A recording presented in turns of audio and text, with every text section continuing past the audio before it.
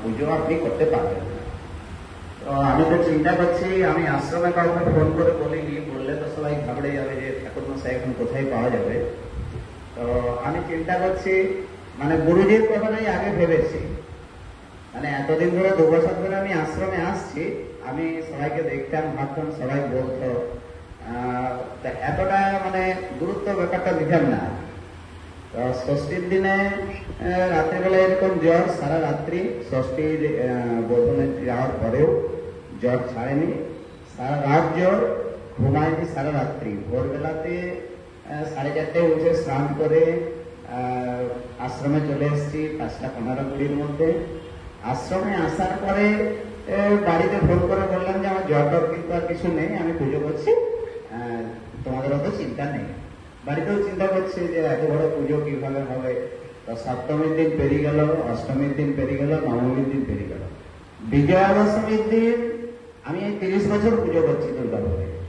তো তার মধ্যে দুর্গা পুজো করছি আমি 25-26 বছর দুর্গাপুরে।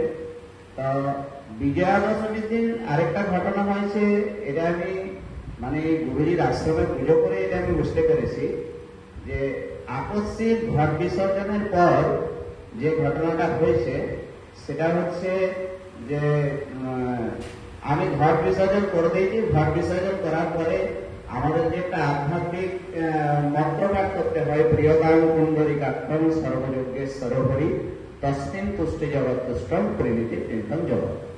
তো সে অর্ধেকটা মন্ত্র আমি বলার পরে আকস্মিক আমি আমার নিজের যে জননী মাতা, তো তার মায়ের ছবি, আমার মায়ের ছবিটা আমি 1 সেকেন্ডের মতো দেখতে পেয়েছি, আর আমার সাথে সাথে আমার চোখে জল চলে এসেছে।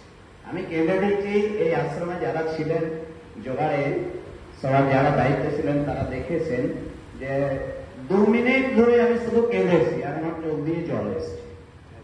এরকম একটা ঘটনা এই আশ্রমে হয়েছে। মানে আমি 25 বছর দুর্গা পূজা করেছি, কোনো জায়গায় এটা হয়নি, এটা শুধু আশ্রমে এবছরই